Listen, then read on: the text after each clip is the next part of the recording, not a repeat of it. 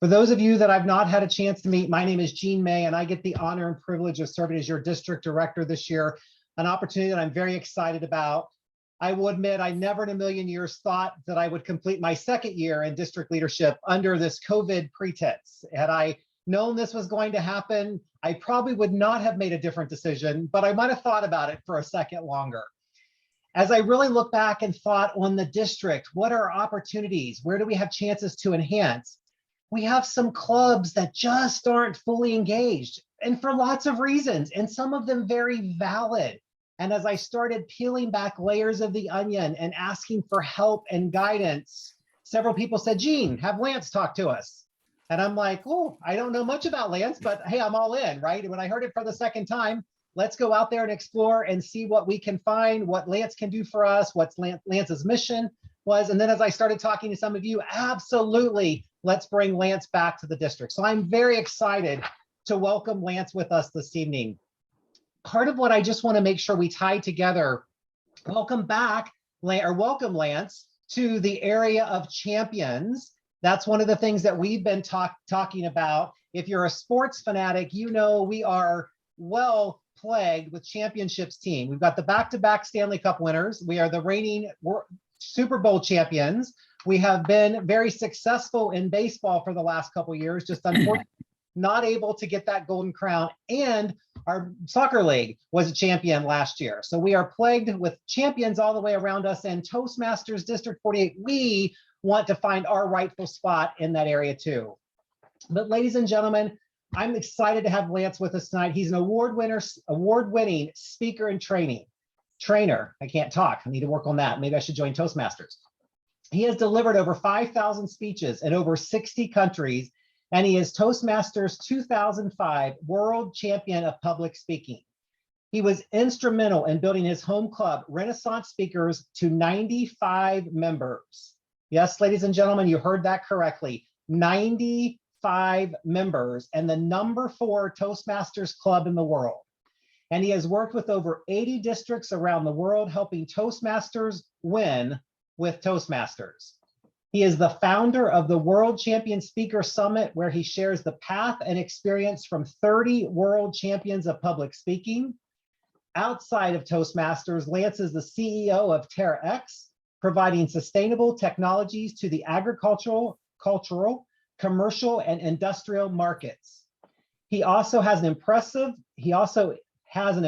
life of adventures, including climbing mountains, sailing across ocean, flying airplanes, rafting wild rivers, and scuba diving around the world. With his talk, Toastmasters, an internship for success, please join me in welcoming Lance Miller. Gene, thank you for that. And good to see everybody back in District 48. And we were talking before we started. Make sure you mute there. Thank you.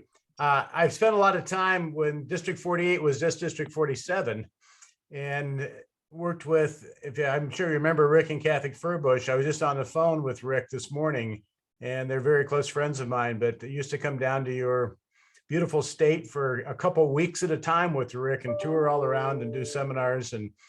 And I have a lot of great friends in that whole Tampa area and that Western Florida section right now. So it's great to be with you, and thank you for inviting me back to work with you. Yes, these are some interesting times we have found ourselves in. And I want to just tell you right up front that, yes, we built our club to 95 members, and we were well over 80 members for many, many years. We're about 35 right now. Okay, so clubs have a life of their own, and I'm very familiar with that. And that we've had different leadership come and go, but we're still, I think last year we were the number 31 club, ranked 31 for educational completions in Toastmasters International. It's still a very strong club. But we have the challenges of COVID, and we have the challenges of keeping this together and keeping everything interesting on that. So I want to share with you just sort of some overviews that have in my 30 years in Toastmasters that I look back on and realize where the sweet spots were for me in this experience that I had. When I joined Toastmasters, I literally joined it just because it looked like a fun thing to do. That was about the extent of it. And I actually had a friend of mine invite me to the club 8 times. And I always ask, what if he'd only asked 7 times? And he never said, Lance, you're a horrible speaker and you really need to come to Toastmasters. Every week I would see him. He goes, oh, you should have been at my Toastmasters meeting. We had so much fun. And he wanted me to come have fun with him. And I went to the meeting for 2 reasons. I really was not looking for a communication training program. I grew up with 5 sisters and I was told to shut up the first 18 years of my life in harmony, okay? I was not looking for an organization to tell me how to speak. I was wanting people to quit telling me how I needed to speak. But I went to the club because I wanted to see what it was that Glenn was so excited about. And the second reason I went is I knew he was not going to stop asking me until I visited the club. Now, I want to just mention that right up front because we're trying to build membership and we're working to build membership in my club as well. And how many times have we asked somebody to come to our Toastmasters club and we don't want to be rude and ask them again? I already asked them once, they didn't seem to be interested. Glenn didn't stop. And so this is a little out sequence, but I would say the first hint or the first recommendation I would have to build your membership is be a little bit of a pain in the ass to people to come to the club. And it's like, gosh, this person will just not stop inviting me to this club. But then I also have to tell you, you've got to have something worth coming to. So you can't invite them to a club that's a bunch of deadbeats sitting on Zoom. You've got to have a fun, exciting thing that's really worth coming to. And in my club building seminars, I always say the number one component of turning or building membership is a dynamic, successful Toastmasters meeting, because you have to have something worth joining. And it's like if you went to a new restaurant, you've never been to it and the dishes were dirty and the food was cold and the service was poor, you're probably not going back. And there's a lot of Toastmasters clubs that don't start on time and they don't run really well and the speeches aren't good and the evaluations are poor. You're not going to build your club with a really weak club experience. But that being said, we can work on that. I want to share a couple of experiences I've had in my life. I've done about 5 or 6 different new startups and businesses, and I've been involved with the groups that did it. The company I'm with right now is the first one that I've owned on a startup where I actually started. And I have 3 partners in Terra X right now. We started that about a year ago. And quite honestly, my speaking business dissolved when COVID hit. Okay. And I didn't want to have to shift gears. I was trying to actually launch it to another level, but it completely dissolved. And I really had to do some assessments and figure out how do I continue to maintain the habits I have. And I have habits that I like to eat.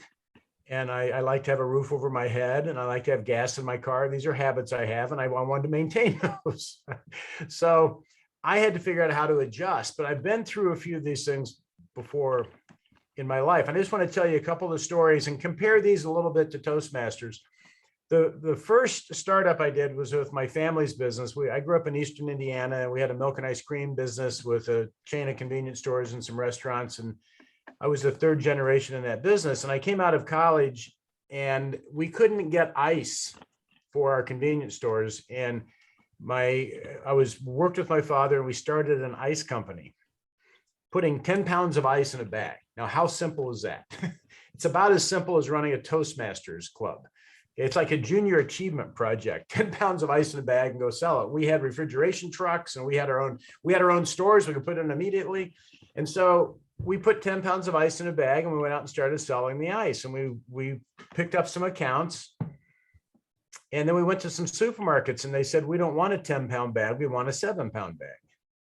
And we said, well, we'll sell you the 10, the same price as the 7. They go, you don't understand. The 7-pound bag is smaller. I can put more bags in my ice chest. So I get more inventory turns. I sell more product because I have more bags to sell it. Give me a 7-pound bag or I don't want your business. So we went back and we tooled up. We got 7-pound bags. We started making 7-pound bags. We went out to the bars and nightclubs and to pick up that business. And they said, we want a 15-pound bag. And we said, we'll give you 2 10s for the same price as a 15. They go, you don't understand. On a Friday night, we don't want to be sitting here tearing ice bags open. We want to tear it open, put it in the ice chest, and get back to serving drinks. Give me a 15 or don't give me your business. So we went back and started making 15-pound bags. Then we went down to the reservoir where the fishermen were, and they said, we want block ice. Well, block ice is a completely different beast than regular ice. And by the time we were done, we had 4 different packages, and we went through 8 material handling systems and to figure out how to move the ice on the trucks. And I remember, because I was in my mid-20s at that time, I was like, holy smokes, this should have been the simplest thing in the world to do. But look how much innovation we had to do. But what we did is every time we got this, do this or I'm not interested, we adjusted to the marketplace. And because of that, when my father in the mid-90s, late 90s, he sold the businesses off. The milk and ice cream company was 75 years old and had this long history in the area. The ice company was about 12 years old, and he got more money for the ice company than he did for the milk and ice cream company, oddly enough. So just, he probably doesn't appreciate me spreading that news out across the Toastmasters airwaves, but it's interesting. That was such an interesting example to go through. What does it take to actually succeed? We think we have a product and we're going to go out and we're just going to give it to the public. So when we talk to people in Toastmasters, that lesson when we were building my club, and just so you know, my club when I joined had about 35 members in it, and then about 6 months later we had about 12 coming to the meeting, and we decided to turn the club around. There's a whole story behind that. But we decided to be a top 10 club, and Toastmasters used to rank us internationally back in the 90s. And we didn't know what it took to be a top 10 club, but we figured, hey, we're going to do this. Let's win with Toastmasters. Or as one of the guys in my club said, let's go do something else and win with it. But I don't want to run a hospice Toastmasters club. That's where we keep the members comfortable until the club dies. Okay. I appreciate some of the feedback I get, so you know I can see you. So thank you for that.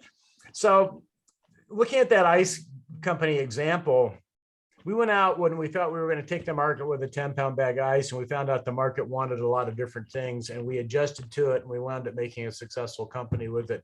Same thing with sort of a Toastmasters environment. To have a successful club, we've got to be in touch with the marketplace and figure out what people need and want. And that varies on each one of our clubs. And I'm going to tell you some of the things I've found that really turn a club around and make it hum really well, and some real critical points that we watch in my club. There's a couple other business stories I just want to share with you. My family business thing didn't work out, and I wound up moving to California to figure my life out, quite honestly, because I didn't have a plan B. My whole plan was to be in my family business, and I had a couple college buddies living in Manhattan Beach, and they had a loft in their garage I moved into, and I was in '84, and I worked at the Olympics in 1984, which is a phenomenal experience. And I spent a couple of years with Nestle and Anheuser-Busch and sort of the Fortune 50 environment. And I didn't like working in big corporations. I was used to an entrepreneurial type of environment. The long story short, through some mixes, I wound up in through a friend of mine at a plumbing company of all things. And we were trying to expand this plumbing business up, and he'd been in the plumbing business his whole life. And this was in 1990, I think it was. And the Cold War ended then, and California went into a depression, which it had not seen for years because all of the military spending stopped out here, and our plumbing business dried up. And we had to figure out how to keep that business going. Now, we didn't ask for the plumbing business to dry up. We didn't ask for the economy to crash, but I'm sitting here in this business. I did all the sales and marketing. And so we came up with this brilliant idea that we're building houses and we're putting plumbing in. Let's do the electrical and let's do the heating, ventilating, and air conditioning, known as HVAC. So we'll do 3 trades. So that worked. And we realized that instead of losing money on plumbing, we were losing money on plumbing, electrical, and heating, and air conditioning. And we had one plumber kept coming in, and he said, I just sold a repipe. And in California, a lot of the houses out here were built with old galvanized plumbing from Japan after World War II, and it was very cheap galvanized plumbing. Those of us that are old enough to remember the 60s know that things that came from Japan used to be very low quality. until about the early 70s. They started to flip, and now they're very high quality. But the made in Japan was like made in China is today. And so what we wanted, he said, I just sold a repipe. And he said, I just sold a repipe. And we go, what's going on with this repipe? All the homes in California had to be repiped because the pipes were all rusting up, and they had to have the pipes pulled out of the walls and ripped out of the house and put new copper in. And so we turned that company around and wound up building it into the largest repiping company in Southern California. When I joined that business, I wasn't thinking, okay, let's go be a repiping company, but we had to adjust to the market and what happened. And George, my partner, is still running that business today. He's a partner with me in TerraX as well. And it's probably, I think he's done 40,000 homes, 30 or 40,000 homes in Southern California in repiping. The last one I just want to share with you was I was doing an internet startup in '99, and we launched the company, and we had a sort of an A team of executives in this, and we had this target to hit a certain parameters, and we could sell the company for $100 million is what the goal was. And my share of that was going to be about $3 million. So I was pretty jazzed about that. And the bubble popped about midway through our launch. Had we launched it a year earlier, we would have sold it for $100 million. And that would have been a fun thing to have done and have made that money. But now what happened is the market was tumbling down, and we had to figure out how to keep the business alive. And it was a free gaming site. It was a free lotto site where you came and played a lotto game and it could win $40,000. Well, that wasn't sustainable at all because we had no revenue model on this thing. And the whole way we were going to make money was selling the site. So we wound up doing surveys with the public that were coming and realized everybody had a printer. And we launched what was one of the first generic print cartridge companies called My Inks back in 2000, and wound up selling that. I had left the company by then, but the guys that kept it and kept things going wound up selling it for about $42 million about 3 years later. But we morphed it from a gaming site to a inkjet cartridge site. And I want to give those examples because a lot of times I've seen in my Toastmasters experience, I've seen a lot of people come into Toastmasters and sort of think, well, I'm just going to come show up and this is Toastmasters. We're going to do the same thing we always do, and we're going to be successful. And what I've seen is in order to have a successful club, we have to innovate a lot, and we have to put our create into it, and we have to change things on it. So I wanted to give you those business examples because those were life and death. Mine right now is life and death. I had to change my whole business model, and Toastmasters isn't necessarily life and death, but if we don't keep strong clubs, Toastmasters is going to be life and death.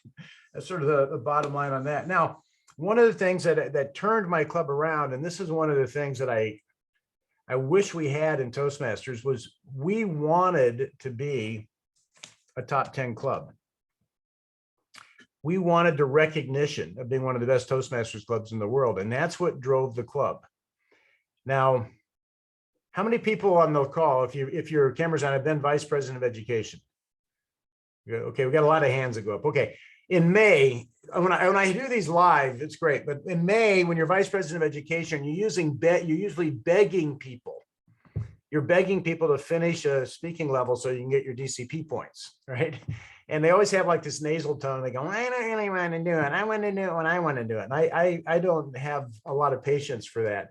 But here's what happened in my club, especially back in the 90s. It wasn't just a couple of us that wanted to be a top 10 club in the world. The club wanted to be a top 10 club in the world. And the May would come around and the members were calling the vice president of education going, you haven't given me enough speaking slots to finish my CC. I'm not going to be responsible for this club not being a top 10 club. You find me speaking slots. And the members were demanding that they have their speaking. They were demanding that they finish their CC in time to get the points because we wanted the club to have this thing. And it's that type of an attitude of creating an environment that people want to win in. And we changed so many lives because people got into an organization where they could win. And we changed lives and they won on so many places. I'm going to flip up a screen here for just a second. I started to look at how my life changed because of Toastmasters and the skill sets that I developed because of Toastmasters and what I see all the time on a Toastmasters basis. And so on this club, it says, I've got my Toastmasters personal development. How do we develop as a Toastmaster? What skills are we giving? Okay, well, first of all, we have our communication skills. Okay, and we're known primarily, even though Toastmasters International changed it to where leaders are made, we are known as a communication organization. Okay, so we learn communication in a couple of ways. We learn it with prepared speeches. We learn it with table topics. And I have to tell you, table topics has probably been as beneficial to me as the prepared speaking skills that I developed, because to be able to answer that question when I'm not expecting it, that has saved my skin more times than giving speeches has. And if people will toss things at me in high stress situations and I'm able to handle them okay, and they go, this guy seems to know what he's doing. And so it's my development that I got out of Toastmasters that helped my success. You learn your communication skills running a meeting as a Toastmaster. You learn listening skills as a speech coach. In my club, we call it coaching. We don't call it evaluation. I will be referring to coaching all the time. As your general evaluator, you learn to listen and watch the meeting. As the functionary positions, you know, before we were an awe counter, we never heard an ah. And now we get whiplash every time we hear one. But we develop those listening skills. And now when I listen to speakers or I watch meetings, I'm in Rotary. I'm in a lot of different organizations. I'm on the board of the Adventures Club in Los Angeles. I'm in the National Speakers Association. I'm on the board of directors of my Chamber of Commerce. When we're running meetings, I'm watching how the meeting runs and I'm looking at how we can do it better and how we can work more efficiently. But those are all Toastmasters skills that I learned. Then we have our coaching skills. And I call it coaching because I can evaluate somebody and not help them. Now, I can tell you that your hair's messed up and you're overweight. And I evaluated for you. Good. Okay. Now, can I coach you to be a more confident individual? That's what's important. And so our coaching skills, we have speech coaching, general evaluator. We get to learn how to coach meetings. We have functionaries, and the functionaries are where we start on little baby steps of watching how people use their words. They use ahs. How's their timing work? Even the ballot counter, we call it. We get to see how people vote. We understand that people evaluate different speeches differently. All these things develop us into a more competent individual. The third area of development I have is effective meeting management. We learn how to run meetings effectively, and we do this by being the Toastmaster. We evaluate meetings by being the general evaluator. The table topics master is a little section where we get to run the meeting for just a little bit. And then all the functionary areas are also, we're running the meeting and seeing how things work on. So we're developing those skills. In my life outside of Toastmasters, I run very effective meetings, and people love to come to my meetings because they start on time, they run on time, they end on time, the rooms are clean, they're set up, there's an agenda, there's a bottle of water for everybody. I'm at the door greeting them. How did I learn how to do that? I learned how to do that in Toastmasters. And the last area is our leadership areas, which are club officers. And just, you know, the 7 officers in a Toastmasters organization are the 7 key officers in any organization, from treasurer to promo and marketing to sales to, you know, like your chief operating officer or operations officer, your secretary, your president. All those roles are present in any organization you're in. We get to work out some of those skills and get experience running an organization and learning how to be an executive. And quite honestly, the first time I was Toastmaster, I was president of my club, which was in 1997. It was the first time in my life I got to run an organization with nobody above me telling me what to do. Nobody coming in and saying, you know, I had to answer to. I was the president. There was no higher authority. And I thought, this is great. And then I wanted to strangle half the people in my club. And I had to realize that was a reflection of my leadership skills. And I had areas I needed to develop. So I got to figure out what my strengths were, figure out what my weaknesses were, and strengthen those weaknesses and become a more effective executive. Club officer roles. Toastmaster is a leadership role just for the day. You get to set the meeting up. You learn how to lead and coordinate a meeting. General evaluator is, table topics master, and your functionaries are also leadership roles. Okay, so the reason I want to go over that with you is really what we're doing in Toastmasters is we have an organization that delivers soft skills to people to make them more successful in life. And if you want to build an organization, how about an organization that makes people more successful? And as we develop those skills, and this is what I got out of Toastmasters, my career path, my career opportunities changed dramatically once I became an effective leader through building that club up. Also, I got the confidence that I could run people, because I learned I could organize people and get them to produce. And I learned how to manage people by inspiring them and motivating them and not beating them up. And a lot of the management I had was, if they don't beat you once a week, well, we're afraid you're not going to think we love you, so they come down and, smack you around. And I was usually a little bit outspoken and deserved a lot of that. So I had a lot of that I would, especially once I get out of my family business. It's my family business. I was part of the family. You were expected to be outspoken. You were expected to do those things. When I went into corporate America, I was some, young guy who just joined the company. They didn't want somebody speaking out of turn.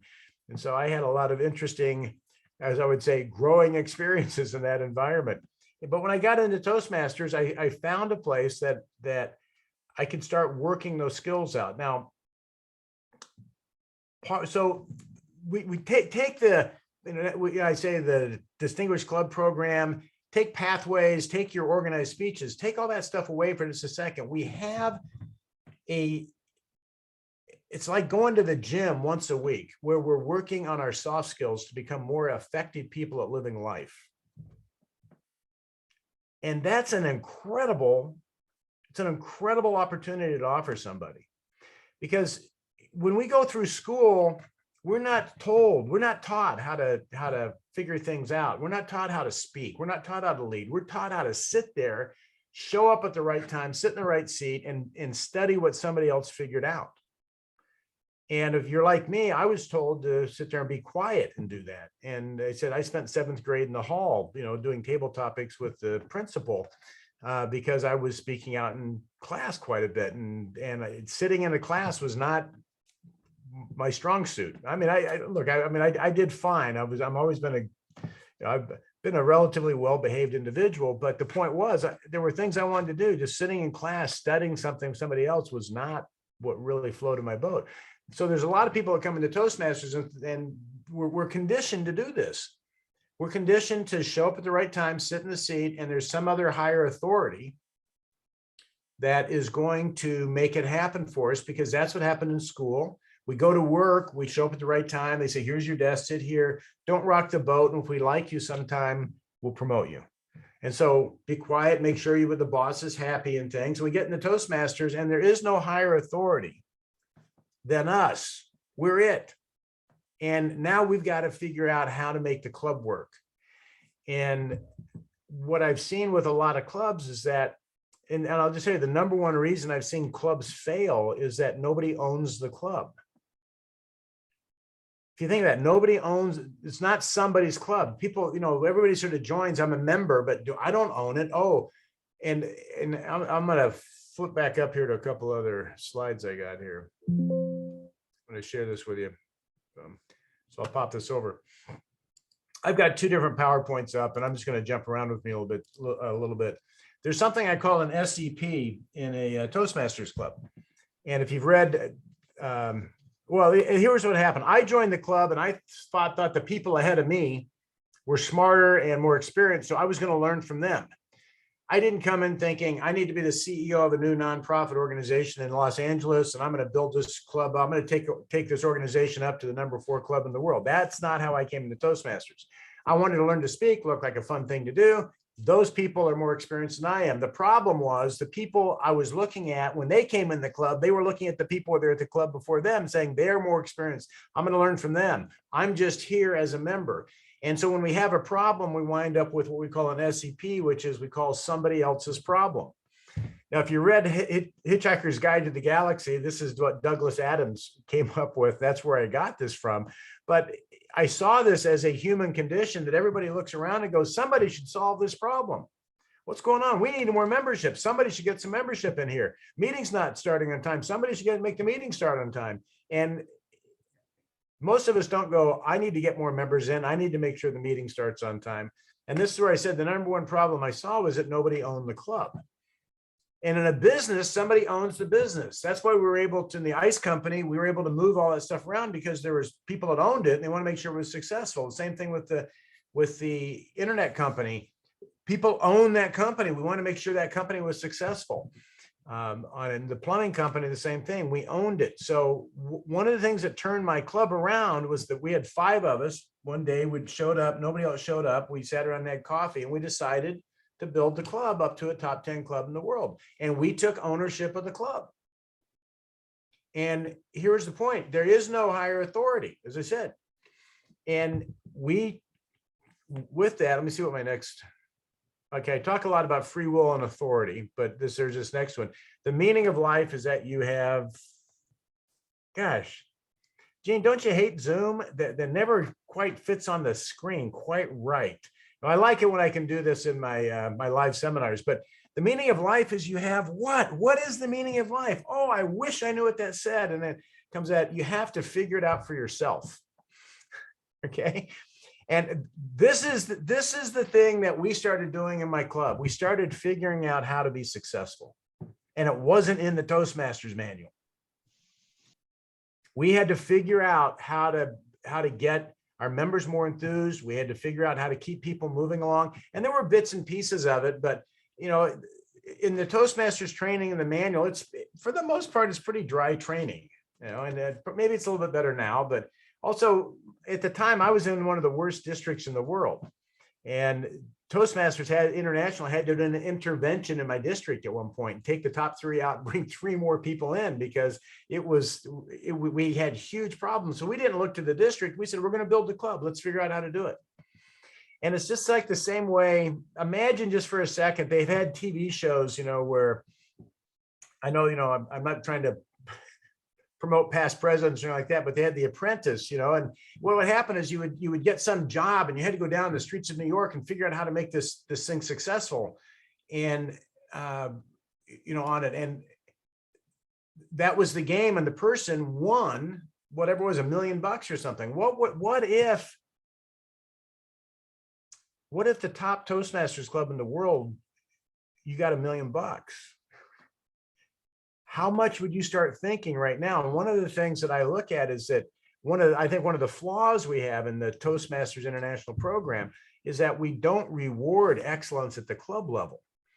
And I think if we really rewarded the top clubs, we'd get, just like we have people pushing to be a world champion in public speaking, I think we should have a world championship of leadership.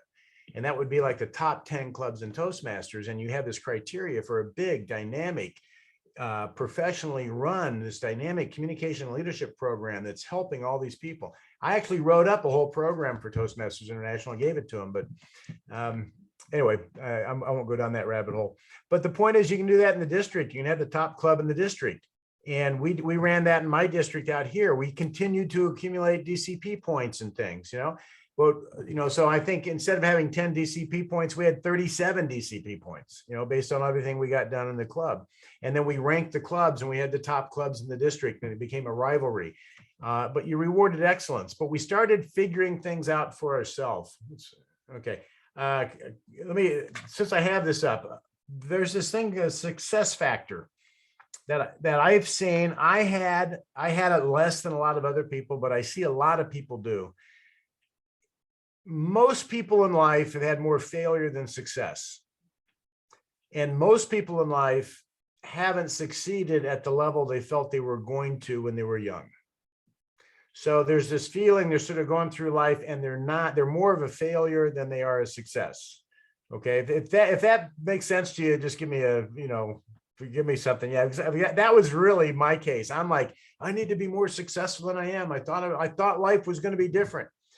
And so when we come into Toastmasters, and Lucy and Peanuts talked about Charlie Brown this way, she said, you know, Charlie Brown had a failure face. And we have a failure mentality a lot of times, that when things don't go right, it's like, oh, it's just another disappointment in life.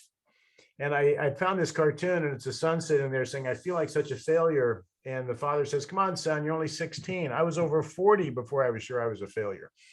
And on it, what I've seen is that when things aren't going right, we don't embrace the fact that we failed. We resist the fact that we failed, and we go, oh, this doesn't work, and this is just another thing. And we don't look at how to take that failure and learn from it. And what I've discovered is there's a lot of failure in success. And we had a lot of failure in my club. We did a lot of things that didn't work on it. And just as my run to the World Championship, I competed for 13 years. I lost speech. It took me 9 years to get out of my club competing in the international speech competition.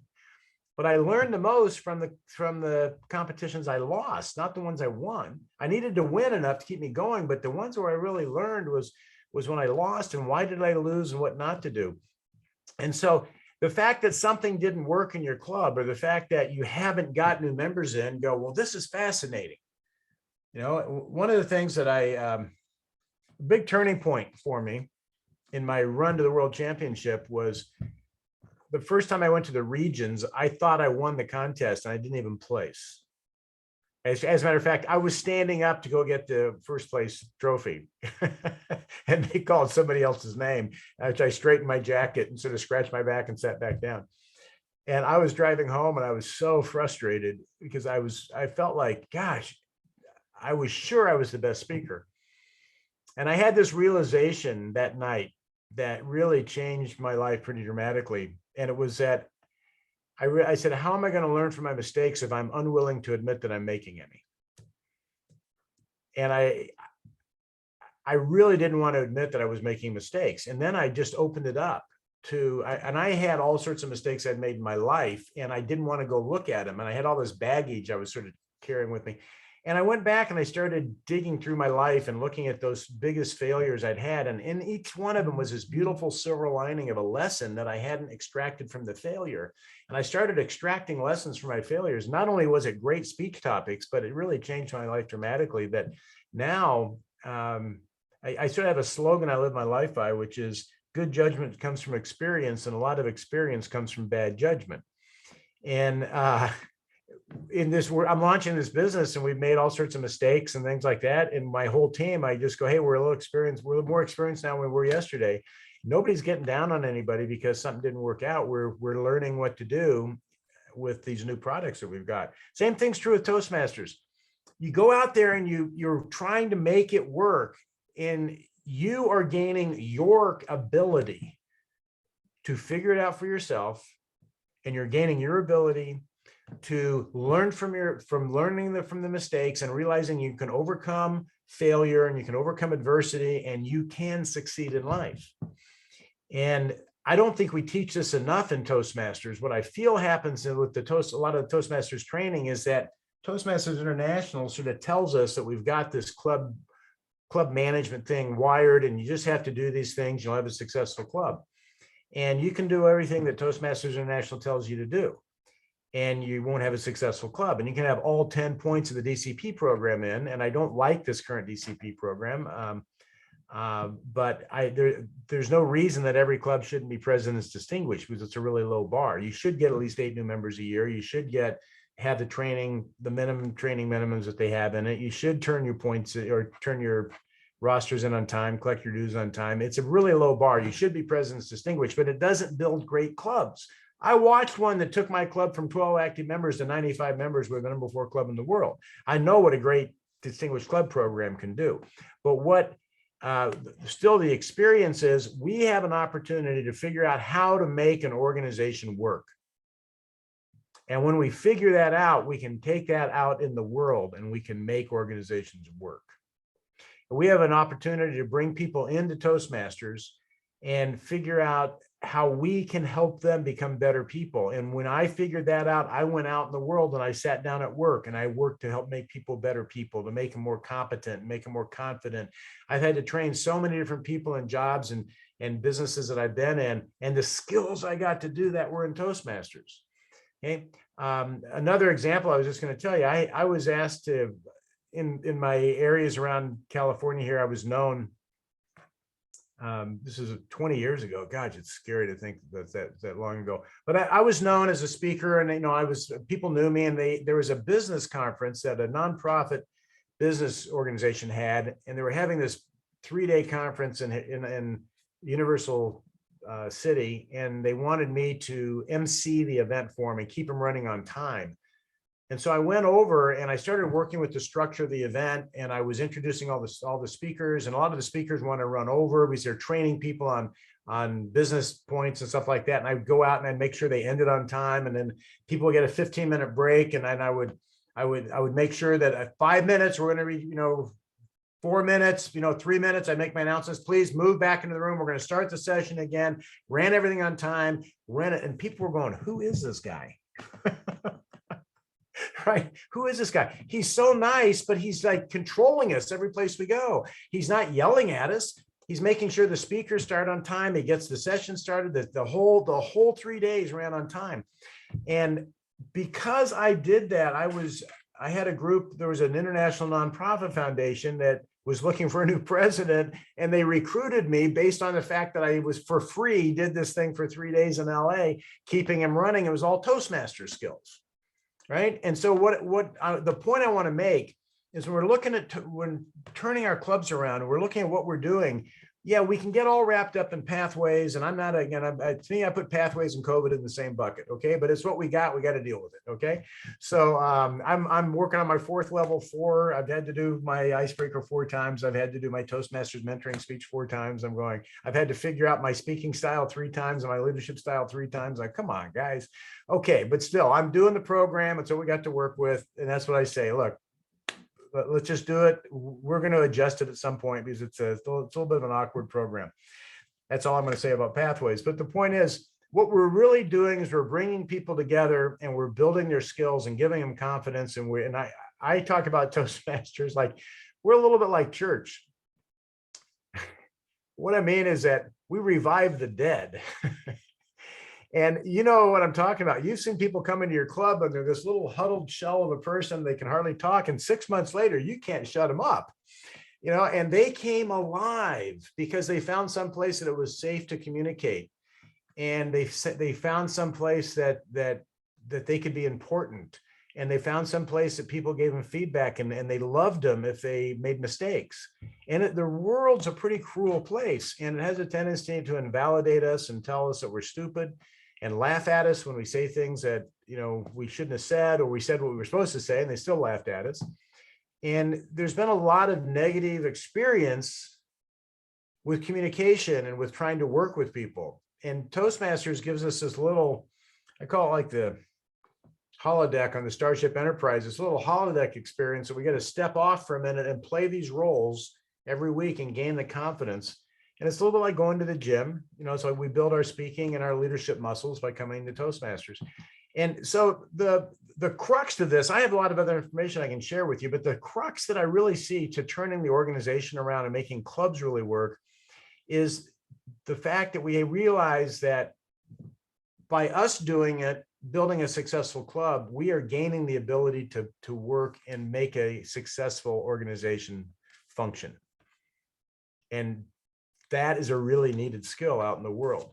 As people come in, we're sort of rehabilitating the human abilities that they have, the soft skills that they have, so they can actually work better in organizations. And they learn to be a team member, which is something we don't teach a lot.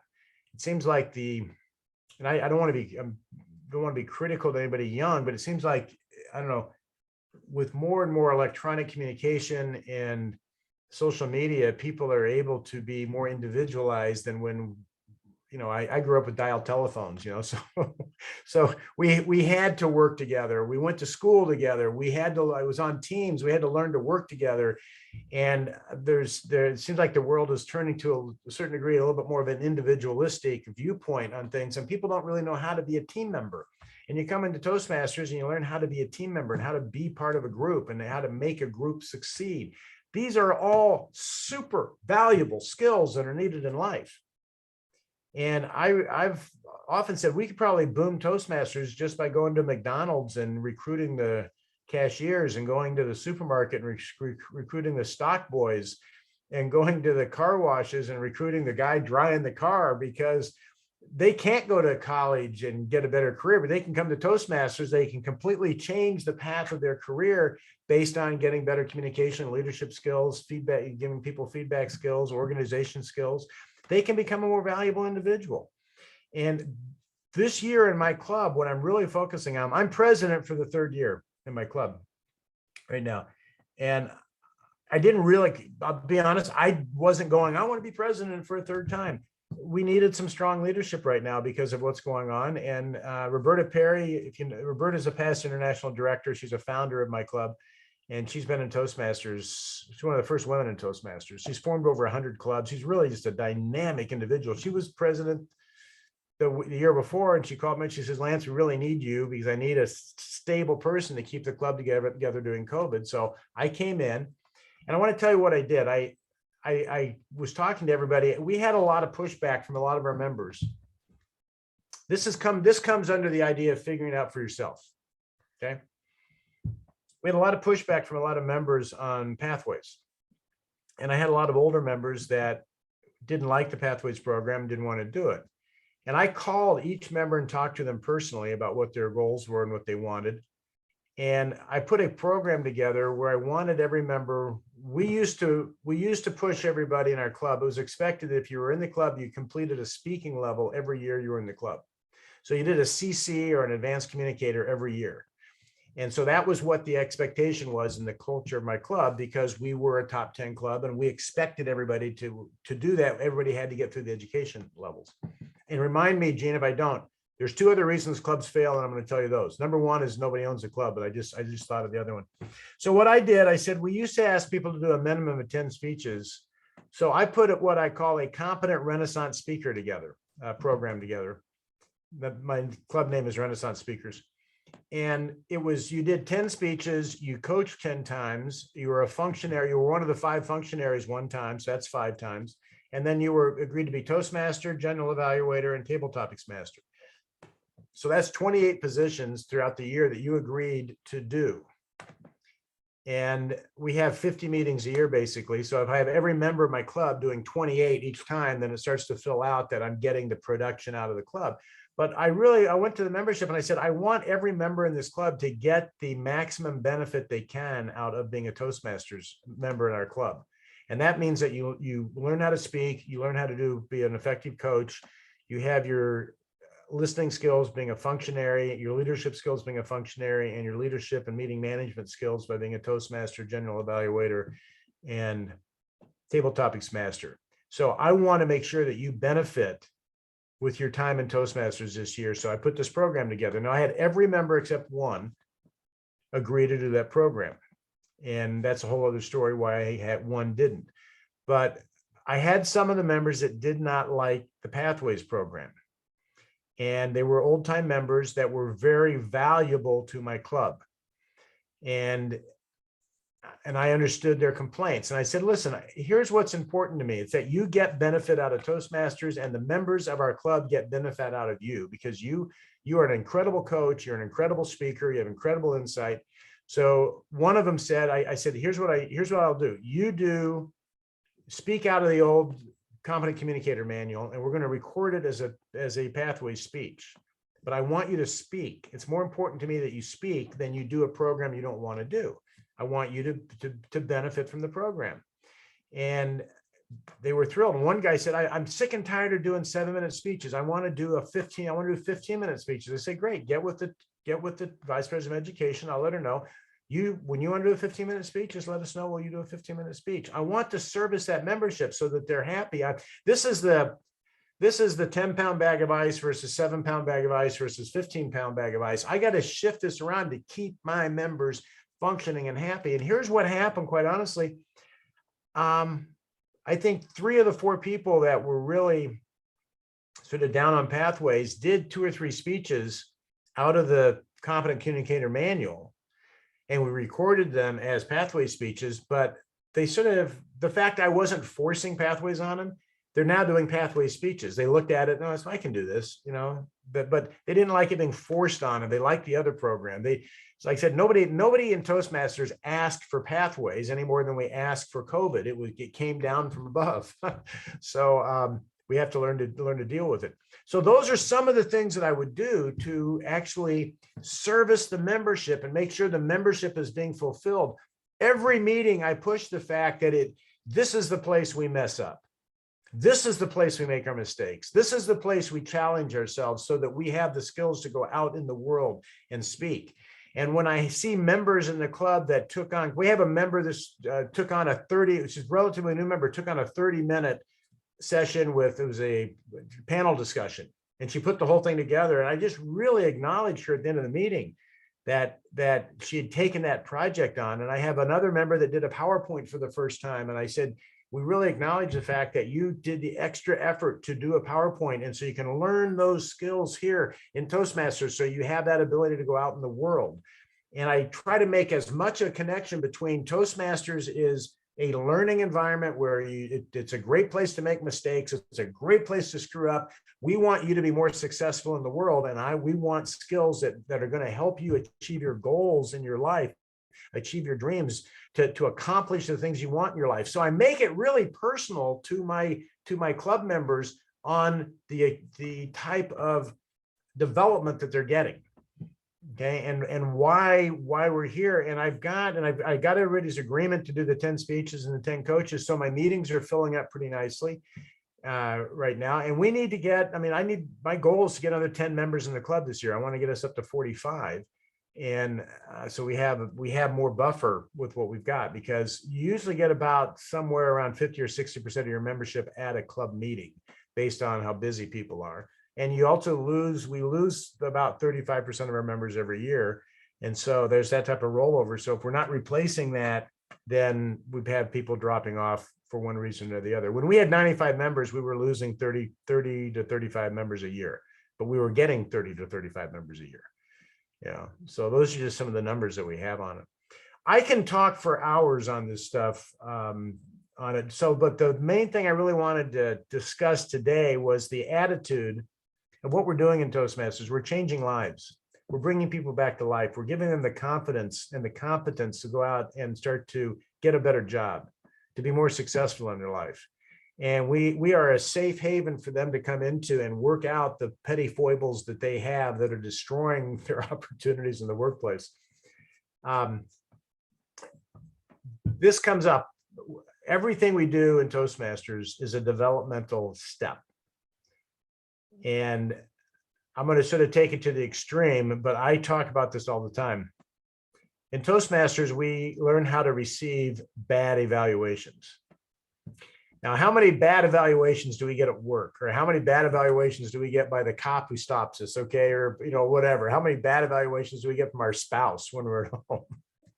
Okay. You need to be able to handle negative feedback with a smile on your face and take the little pieces of truth out of it and improve your life. Now, there's a lot of bad speech evaluation. There's a lot of bad coaching in Toastmasters. Well, we learn how to accept bad coaching. So when I have members that get upset because they thought the coaching was bad and it wasn't fair, I'm going, I bet you have a hard time with this in life, don't you? Because here's what I experienced is that what I had trouble with in Toastmasters, I was having trouble with in life. And I got to handle it in Toastmasters, so I didn't have problems with it in life anymore. So when you see somebody getting upset over something, or someone who can't shut up when they stand up and talk, and they're supposed to do a 5 to 7 minute talk and it goes 12 minutes, they do the same thing in life. This is where my Toastmasters is just a little microcosm of life, and we get to work out our skills so we actually can be a good team member. Last two reasons I want to tell you that the clubs fail. The first one is nobody owns the club. And what I've seen with successful clubs, there is an ownership capacity that clubs, they do not allow the club to fail. And I will just tell you, my club would have failed many, many times if there was not a group of us there that would not allow it to fail. Second thing is, the reason clubs fail is they don't do the program. The program is the Pathways program, but the program is actually getting people to be Toastmaster. So I was talking about to be a speech evaluator, to do their speeches and do it frequently. Okay? And it's just like going to the gym. If you're really out of shape and you go to the gym once a month, you lose all the gain you get every time you go to the gym. You know, if you're going to go to the gym, you got to go 3 times a week, and you're going to be sore and you're going to be stiff for a couple of weeks. But after a while, you're going to start feeling your muscles coming in because you're going frequently. And this is really what turned my club around, was when we decided to be a top 10 club. We went back to the membership and asked everybody to complete a speaking level every year.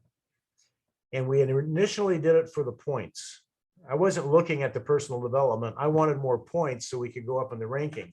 But what I witnessed was that the members started winning with the program because they started keeping the gain from one speech to the next, and their lives started to change. And when their lives started to change, they became enthused about the program. When they became enthused about the program, they started bringing their friends and family to the club because their life had changed. And so really, this is a critical component. The analogy, I always like to tell a story if I can. I had a friend that wanted to lose 50 pounds about 4 or 5 years ago, and he joined Weight Watchers. And I saw him about 3 months later, and he still had the 50 pounds on. I said, I thought you were in Weight Watchers. He goes, yeah, that doesn't work. I saw him a couple months ago, and he's taking the 50 pounds off. I said, what'd you do? He goes, I did Weight Watchers. So I thought that didn't work. He goes, no, this time I did the program. Now, you can't get a better analogy than that. Before, he went to the meetings and he weighed in, and he ate just like he always did. No, now he did the Weight Watchers program and he lost the weight. Well, if you do the Toastmasters program, as wacky as the Toastmasters program is right now, if you do it, you will benefit from it. Okay, if you that's why I wanted everyone in my club to be Toastmaster. I wanted everybody to be Table Topics Master. I want everybody to be General Evaluator, because they will benefit from it. They will become a better individual if they do it. So the second reason clubs fail is they don't do the program. The third reason is they don't promote. I don't say they don't promote effectively. They don't promote. And so we need to promote our clubs. We need to reach out to the public, and we need to constantly bring people in. And I have a whole CD I put together on how to promote and market a club. It's a little different with the virtual meetings we have, but these things still apply. When we do surveys in my club, 90% of the membership came in through a personal invitation. And I think that's the biggest way Toastmasters grows. We do have some stuff coming on with Meetup and, you know, some social media, but I think most people got into Toastmasters because somebody asked them to come to the meeting. And we are a communication organization. We should be able to talk to people. Yeah, it's great to wear a pin around that says, ask me about Toastmasters, but why don't we have the skills to talk to somebody about Toastmasters? That's really what we should have. Okay, so that wraps me up right around an hour, Gene. And so let's actually get into some Q&A, because I'd like to address whatever specific issues anybody has. And as I said, I'm sure people have better things to do than to listen to me continuously on this. But as I said, I can talk for a long time about Toastmasters. I've been doing it for a long time. Awesome. Thanks, Lance. All right, let's go out to questions. Jeanette Sweeney, I think you had one.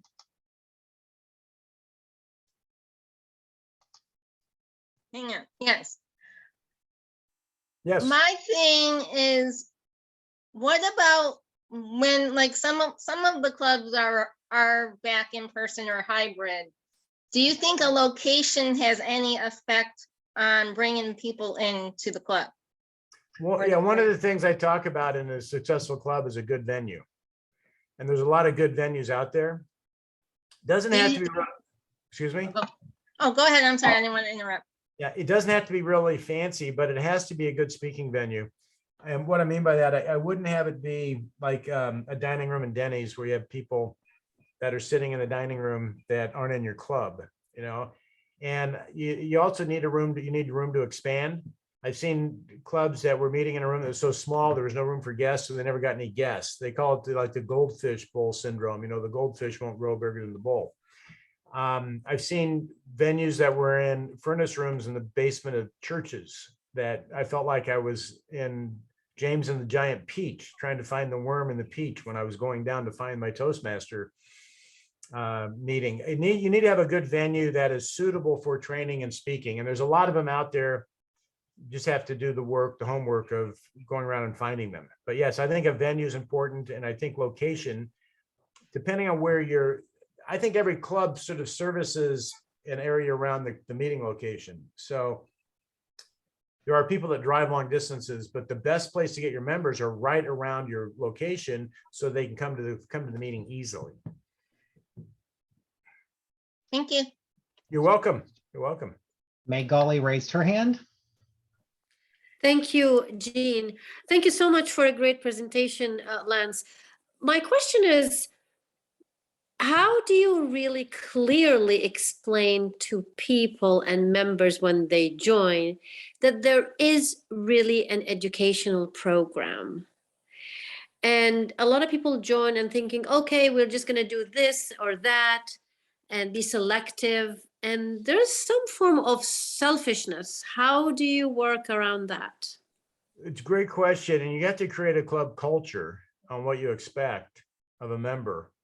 And when our club was weak and it was failing the first 3 years, we didn't really have a defined culture. But when we decided to be a championship club, we created a culture of a championship club. And what we would do is we'd bring people in, and we had a very dynamic meeting. We had great speech coaching. Just so you know, we got more members that wanted to join the club after they heard the coaching than the speeches, because they realized how much they could benefit from the club because of the coaching we had. But we would talk to them and tell them what was expected of them, and that this is not just a speaking club. And this is back when we had the manual. Today, I'll spend with a new member. I was a VP membership last year. I'll spend anywhere from 30 minutes to an hour on a Zoom call with them, because we're still virtual, but talking about the club, talking about what's expected, talking about how they benefit from it. So they have a good orientation when they're coming in, and saying, you know, that this is a multifaceted program. A lot of people think it's just about speaking, but it's about speech evaluation. You know, I go through it's about meeting management, and it develops your skills. And I'll talk about what their goals are in their life. What is it you're trying to accomplish? What is your interest in joining Toastmasters? And to me, getting someone to join Toastmasters, I've had people go, when do you ask them the question? I go, first of all, I don't just walk up and say, do you want to become a member? I talk to them about how did they like the meeting? Where are they in their life? What are they trying to accomplish? Is this something that seems of interest to them? Is this just something they think they'd benefit from? Because I want people to join the club that are going to benefit from it. And then I go through how the program works so that they understand how the program works and what's going to be expected of them. But it's not a 2-minute conversation. I think that's the key thing. You have to be confident yourself in sitting down and really loving that individual and really being interested in that individual and wanting to see that they get the best Toastmaster experience. And that's sort of where I come from on it. If you join, I want to see you get the maximum out of this program you can get. And here's how it works. And this is what you're going to be expect. And this is why it's important you do all these things. So we have to create an understanding for the whole program. And I don't have just a 3-box check thing I can give you on that, but that just so you know, I had to figure out for myself. You know, so I had to figure out how to do that with people so that when they joined the club, they really understood what they were getting into. I hope that answers your question. Thank you. So basically have a relationship with them. Yeah.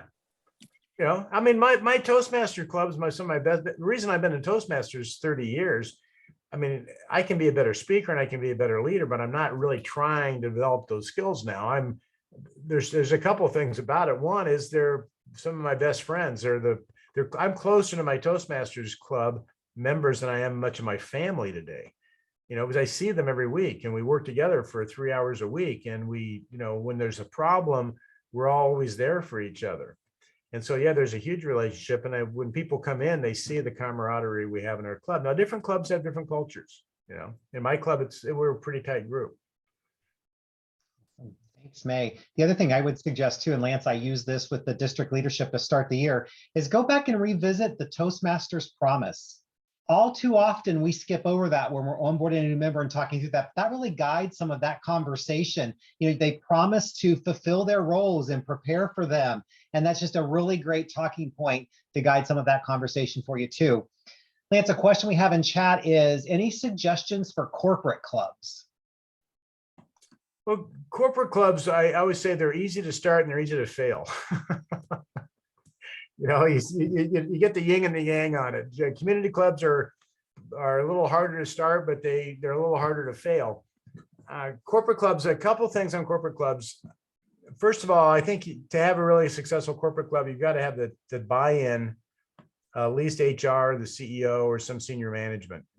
Otherwise it becomes counter purpose to the corporation, because especially if you're meeting during business hours, like at lunch, because everybody's at their desk and their boss wants them to get the report out, and they go, I'm going to a Toastmasters meeting. It's a little bit like, I want to go practice with the bowling league, is what they feel you're saying. That doesn't necessarily forward their department.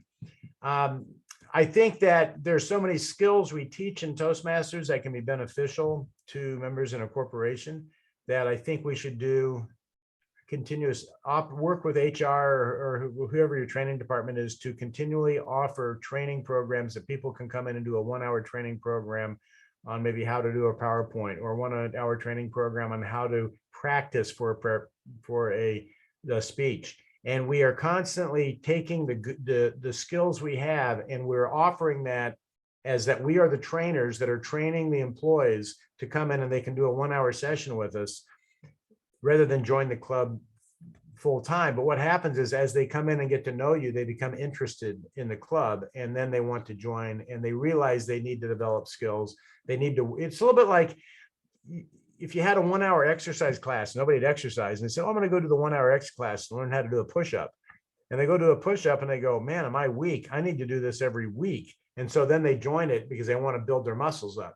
But I think in corporate clubs, we have a great opportunity to, like I said, offer training and education to the corporate mass to get membership in, but that's like an extra activity. And I just want to make sure that makes sense to whoever asked that question.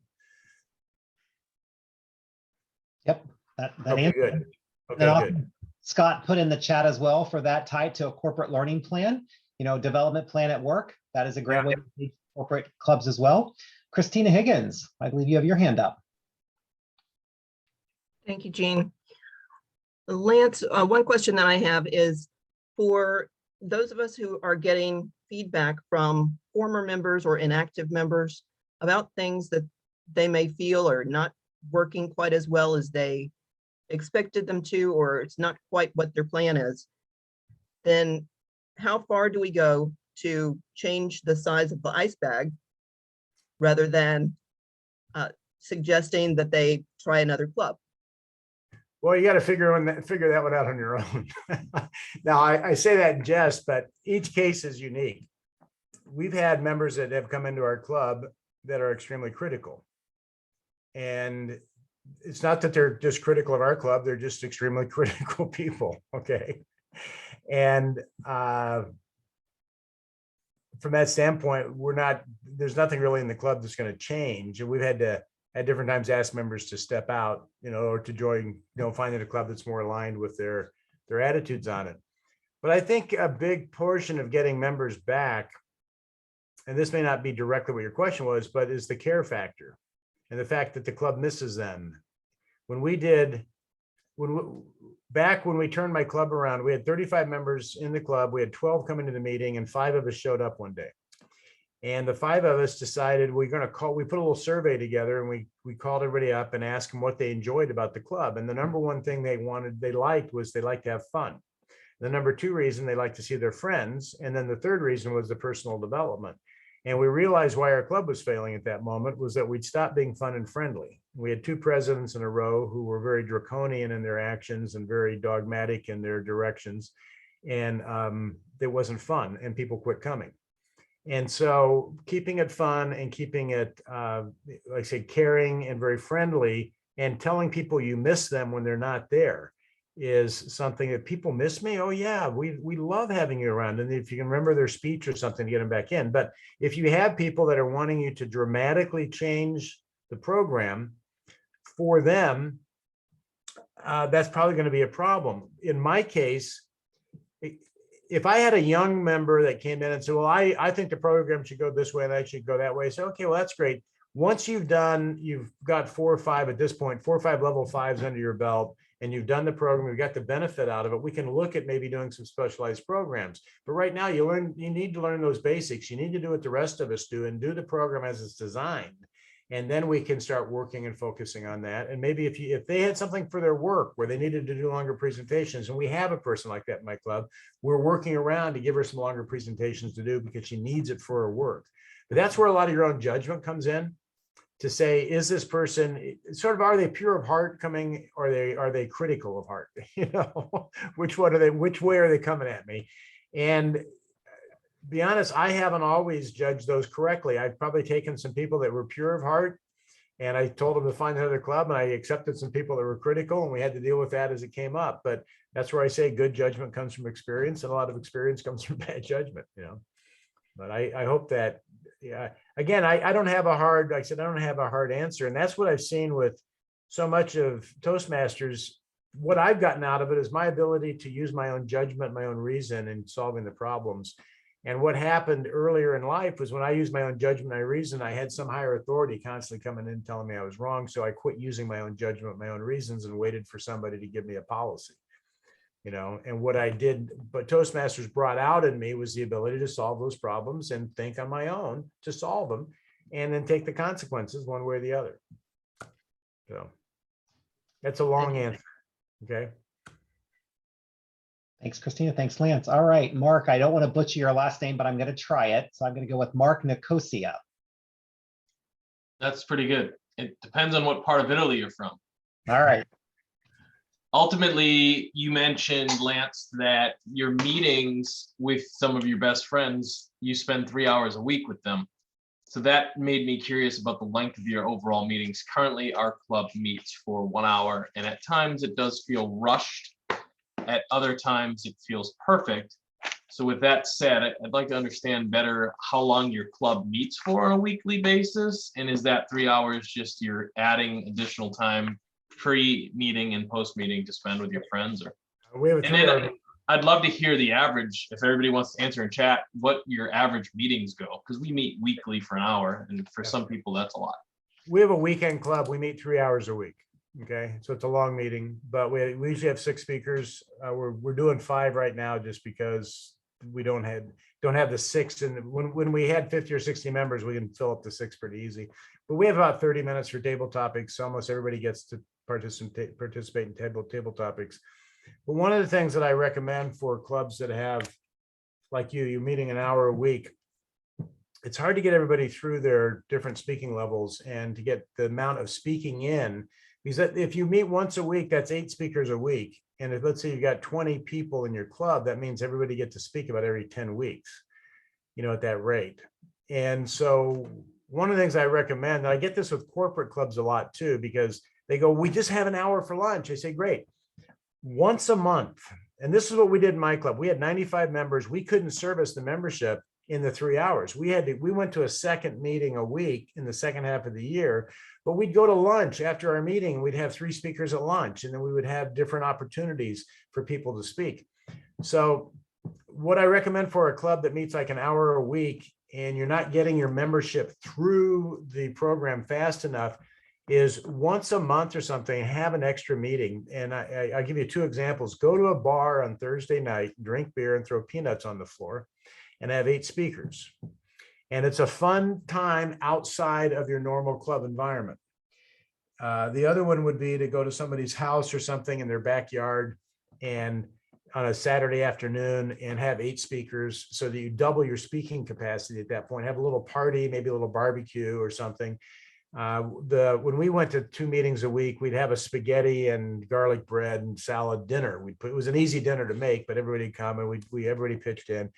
So it was a lot of fun to do, but look at doing something to expand your speaking capacity, your delivery capacity. If you can't get your members moving rapidly enough through their manuals would be another. You didn't ask that question, but it's an answer or a suggestion I'm making. Thank you. And thank you for everybody who chimed in the chat. It's good reference points. Anne in the chat wants to know, Lance, how many meetings will you allow a guest to be a visitor only? As many as they want. I don't understand limiting a visitor. I've never understood that. If somebody wants to come as a visitor and they have a long runway to come in, they can come as a visitor and we'll talk to them afterwards. I mean, if they come as a visitor a couple of times and we don't jump on somebody right away the first time they come to the meeting unless they express interest, but we want them to be comfortable, and we recommend they look at a couple clubs. We have a really good club. We're very confident that they're going to, once they look at some other clubs, they'll come back to us. But I would allow somebody to come as a visitor as much as they wanted. They're not going to get to speak. A visitor never gets to do prepared speeches. They can participate in table topics, and we always make sure our visitors do. And we always hope they choke in table topics, because that means they need Toastmasters, right? So that's why we want to ask them the question from that standpoint. But I don't, again, I'll just say I don't have a limit on the number of times somebody comes as a visitor. Awesome. Thanks, Lance. And then Scott also added in there, they have a rule where you have to attend 3 meetings before you can actually become a member. So there's different rules that you can. I know when I took over a club 2 years ago as area director, everybody said, oh, they've got this stupid rule. And I'm like, well, what's the stupid rule? And they're like, well, the guest has to do their icebreaker and a functionary role, then the company would pay for their membership. And I'm like, what's so stupid about that? That means they're committed, they're bought in before the company's going to pay. We're winning for the company too. And we had to change the mindset there. Well, right. the thing I'll also say is that here's just a simple rule of thumb, and I've experienced this on both sides. High standards build strong clubs. Weak standards build weak clubs. Low standards build weak clubs. And so if you want a really dynamic club, have high standards for membership, have high standards on your coaching or feedback, have your high standards on your speaking, have high standards on how you run that meeting. You expect it to start on time, run on time, end on time. That builds great clubs. Being late on your meeting, bad speaking, bad evaluation, and it will let anybody join, that builds a weak club. So. Thank you. Any other questions? Christina, your hand's still up. Did you have another question, or are you just free to take your hand down?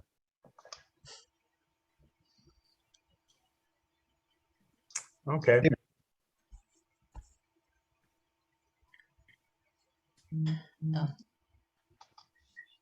I have one. Oh, Jesus is trying to me get too.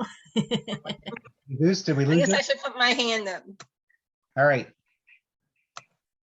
Jeanette, let's go to you. Oh, okay. How do you motivate people that have children as part of their life besides their work day? When they have children and you want them to come to a meeting, how do you invigorate them to attend a meeting, even though they have children? I'm trying to think how many people in my club have children. No, there were a couple. Here's the point. It has to be something that works for the individual. So I have a tendency to talk to them and just find out what the parameters are they're dealing with. And I usually find the individual, if they have the purpose of actually wanting to be in Toastmasters, will come up with a solution, but I'm willing to talk to them about it. I'm not trying to solve their problem or give them an order on how they handle their kids. We've also had a number of people that brought their children to the club.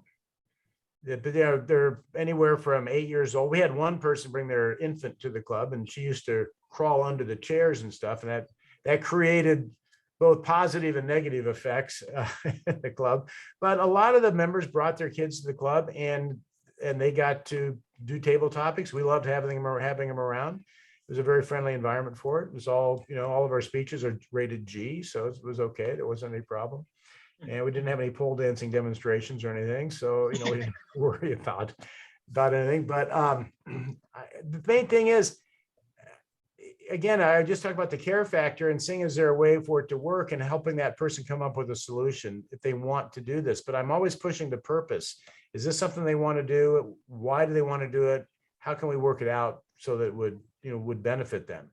And it's actually a big, it's nice not to have that monkey on my back that I have to try to solve their problem for them. I just have to be there and be willing to work with them and help them solve it. Well, my concern was I wanted to ask a few people at work to join the work club, but they have children and they're always on the phone right before they go home. Oh, I gotta go take care of this person, blah, blah, blah. And I'm just like, well, maybe you can let the other half take care of them for that night or something. But thank you. I would start first of all with their interest. Are they interested in joining? That's the whole thing. If they're not interested, it's like that then you don't have anything to work with. If they're Okay. interested in doing that, and I got to tell you this one thing real quick. We had a lady come to my club. I talked about we capture their email. We don't take them off the email list unless they request. We had a lady come to the club and we say, when we start our meeting, we say, stand up and tell us how you found out about us.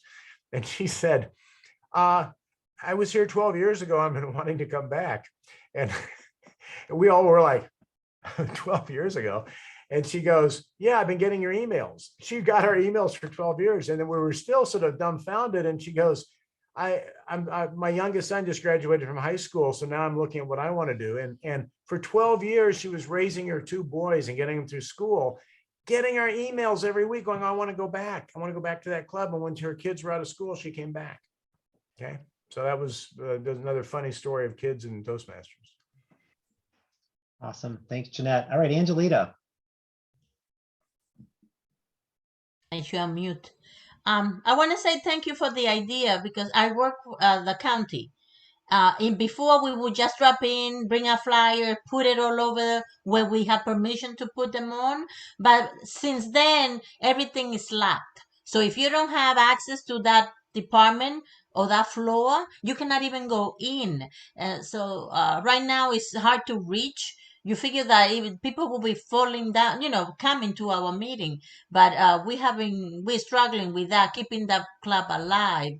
But that's a great idea about meeting once a month or doing a social kind of meeting and either bring it to your home. So thank you for that. That might help bring Yeah. the membership back. Thank you. Just as another crazy idea, a great place to put a Toastmasters flyer is on the back of the door in the bathroom.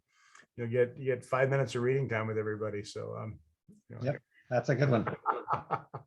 Good job, Lance. All right, Jesus. Hi, Lance. Thank you for a wonderful presentation.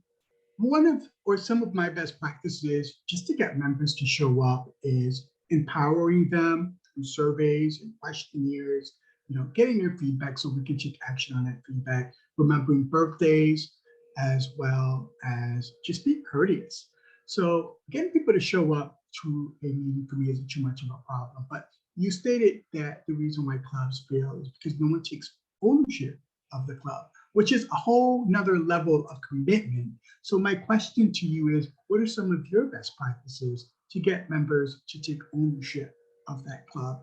Ownership as in helping that club to succeed, to become distinguished and beyond. Thank you. You create a club culture, and we have strong leadership in the club. And one of the things we did, we put a sort of our own organizational program together. We have a committee that's a past president's committee.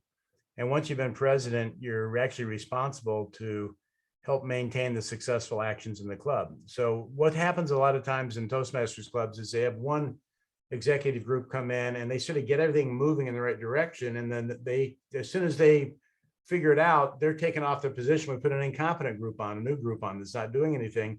And they have all their own ideas and they drop out the good things that other club, that other group was doing. And the numbers start going down. And we also monitor specific numbers in the club. But we realized when we were wanting to build a top 10 club, we had to keep the wins we had each year. We had to figure out and keep the successful actions in each year. So once you've been president, you're responsible for seeing the successful actions of the club stay in. As one of the things, we write our own policy. We have a book. We have our own Renaissance speakers book. And we have policy on how to handle upsets between members. We have policy on the order that people get called for table topics. We've got different policies in there so that we actually write down how we actually keep the club functioning. And there's a culture in the club that if you're a member of the club, we expect you to attend and to wear all the different, take all the different positions. That's something that's culturally in the club.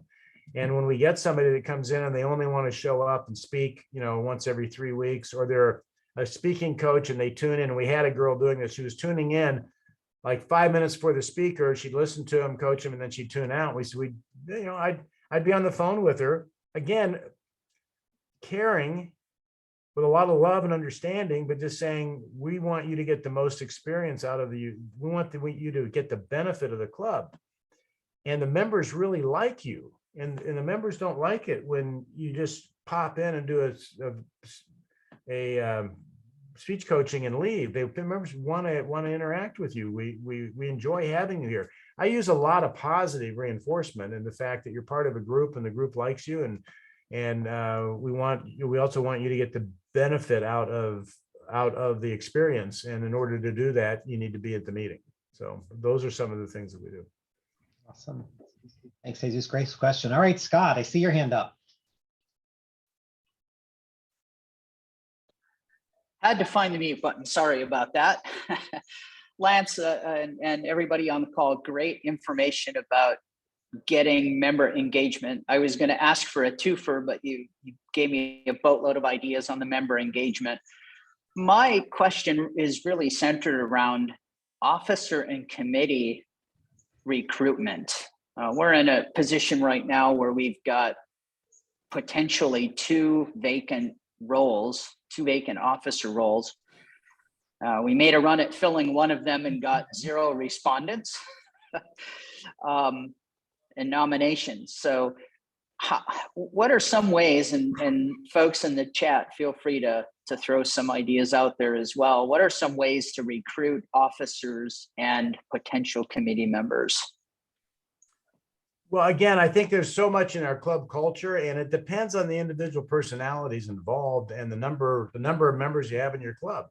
If you've got 10 members in your club, you're going to have 7 of them are going to be officers. I mean, that's what's going to happen. And people have to understand, hey, this is what we have, and they've got to be committed to being that, to that team and growing the club and getting it up to the point where they don't have to be an officer in the club because you got enough members to do it. The other thing is to start talking to people early in the year and not try to start recruiting January 1st. If you're talking to people, maybe, in November, I'd be talking to them about, we're going to have a new slate of officers in January. Would you be interested in being this position? And, look at it. But a lot of communication. And one of the key things that I've learned in managing people is that the amount of communication necessary to run any organization is grossly underestimated. And by that, what I mean is actually being willing to spend 30 to 45 minutes, maybe even an hour on the phone with them or over coffee, and really talk about how much you appreciate them, build them up, and in an honesty. I'm not interested in manipulating people. You have somebody, you need their help. The club needs them. They're going to grow from the experience. It's not easy for anybody, but we'd like you to step up. I had a lady that has recently joined the club, and I needed to get we usually do 1 year officer terms, but I had to replace the secretary. And I called her up and said, I would really be interested. I wanted to talk to you about maybe being secretary and if you had any questions. And her response was fantastic. She says, yeah, we all have to pitch in. We all have to pitch in and take these roles so that we have a club. She goes, I'm not sure exactly what it is, but I'll do it. Running a Toastmasters club, there's nothing that complicated about it. It's not like we're asking you to be a nuclear scientist or something, or be work at the suicide hotline or something. It's just like you've got to do some of the work and make it happen. But starting early, creating a culture of that, and when you do talk to people, being willing to spend 30 minutes to an hour, maybe just talking to them and finding out what's going on in their life, and really just getting in good communication with them so they feel more compelled to, God, this guy really is spending a lot of time with me, and it's not rushed, and it's not, I got to make a decision right now. So that they can sort of sink into it I need to take more responsibility. And that's really what it comes down to, is people willing to be responsible for the club. Awesome. Thanks, Lance. Great answer. Thank you. Fellow Toastmasters, as we come to the end of our time together, thank you for your commitment tonight to be here, to ask questions, to be open-minded. But I have a couple questions for you. Where will your club finish this year? Where will you finish in your personal development? Who will you help develop as we close out this year, right? Those are all the things Lance talked about. So think about that and put your mindset into play. How can you go out there and make a difference, which not only helps our district be stronger, it helps our members grow and develop. We heard Lance talk many times about completing all of the different functionaries. Well, guess what? We have a nice, fun way to make that happen, and you get this full circle pin, right? I know Virginia and Gus, our awards co-chairs, are on here. They're anxiously waiting to send more of these.